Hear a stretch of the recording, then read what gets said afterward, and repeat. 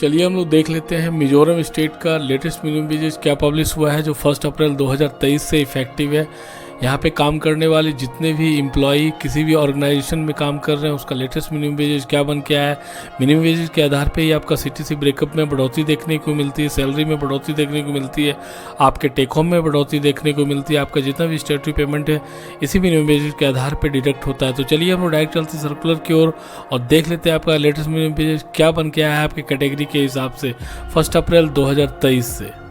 तो यहाँ पे आप देख सकती है circular labour employment skill development and entrepreneurship government of Mizoram के द्वारा इंडिया के द्वारा यहाँ पे पब्लिश कर दिया गया है। यहाँ पे देख सकते हैं ये रिवाइज कर दिया गया है मिनिमम वेजेस रेट को 2023 के लिए।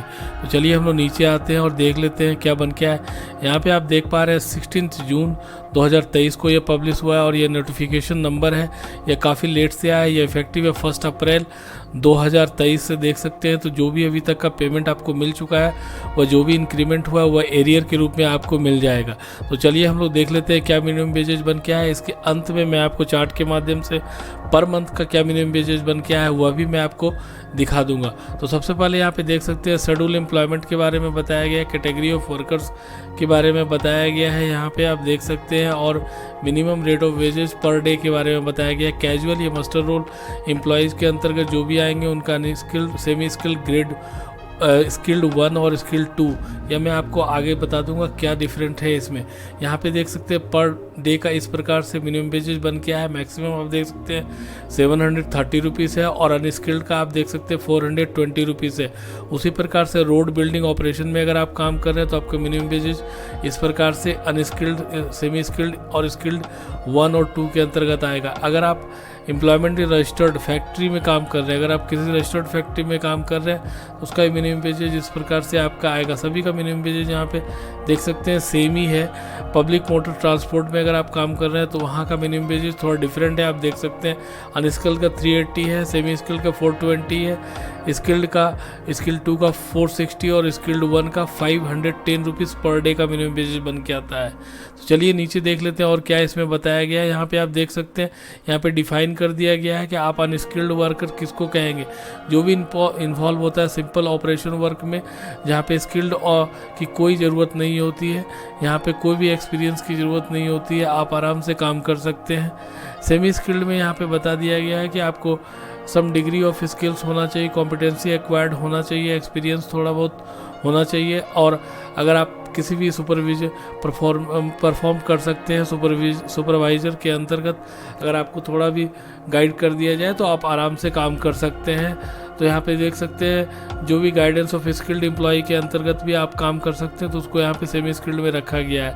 स्किल्ड कैटेगरी 2 में जहाँ पे जूनियर ग्रेड के रूप में इसको बताया गया है, यहाँ पे बताया गया है कि आप में इन्वॉल्व होना चाहिए, स्किल्स और कॉम्पिटेंसी आप में होनी चाहिए, एक्सपीरियंस ऑन जॉब का कुछ एक्सपीरियंस होनी चाहिए, ट्रेनिंग और अप्रेंटिसशिप टेक्निकल और वोकेशनल इंस्टीट्यूट से अगर आपने किया है तो भी आपको कंसीडर कर दिया जाएगा स्किल्ड 2 कैटेगरी के हिसाब से। स्किल्ड 1 में आपको बता दिया गया है कि आपके पास ग्रेट स्किल रिक्वायर्ड होनी चाहिए, काफ़ी सारा एक्सपीरियंस होना चाहिए। चलिए नीचे आते हैं और देख लेते हैं वर्किंग पीरियड के बारे में बता दिया गया है कि 8 आवर्स पर डे आपको काम करना है, और आपको यहाँ पे बता दिया गया है कि क्लियर कट आपको वीक में जो है 6 डेज तक काम करना है। यहाँ पे आप देख सकते हैं पेड हॉलीडे भी बता दिया गया है, एक्सेप्ट संडे को छोड़ के जितने भी मतलब यहाँ पे नीचे हॉलीडे दिए गए हैं ये आपको पेड हॉलीडे दिया जाएगा। देख सकते हैं यहाँ पे क्लियर कट बता दिया गया है ये सारे आपके पेड हॉलीडे होंगे जो भी यहाँ पे 1A से लेकर के K तक दिया गया है।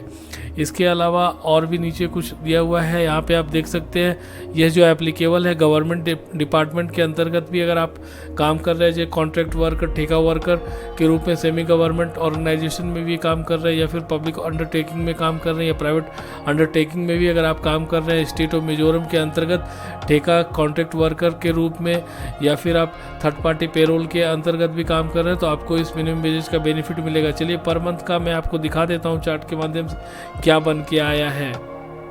चलिए मैं आपको पर मंथ का क्या बन के आया है चार्ट के माध्यम से वह दिखा देता हूँ। यहाँ पे आप देख सकते हैं स्किल्ड ए में अगर आप हैं तो आपका पर मंथ का मिनिमम वेजेस बन के आएगा 18,980 रुपीज़ पर मंथ का, और पर डे का आप देख सकते हैं 730 रुपीज़ आएगा। स्किल्ड बी यानी स्किल्ड 2 में आप देख सकते हैं यहाँ पे जो मिनिमम वेजेस बन के आएगा 14,820 का बन के आएगा, और यहाँ पे पर डे का आपका जो बन के आएगा 570 बन के आएगा। सेमी स्किल्ड में अगर आप काम कर रहे हैं तो आपका 11,960 पर मंथ का बन के आएगा, और पर डे का 460 बन के आएगा। अगर आप अनस्किल्ड हैं तो आपका मिनिमम वेजेज यहाँ पे 10,920 बन के आएगा, और पर डे का 420 बन के आएगा। तो इससे रिलेटेड और भी कोई क्वेरी हो तो बिल्कुल आप कमेंट बॉक्स में ड्रॉप कीजिएगा, मैं आपको गाइड कर दूंगा। धन्यवाद, थैंक यू।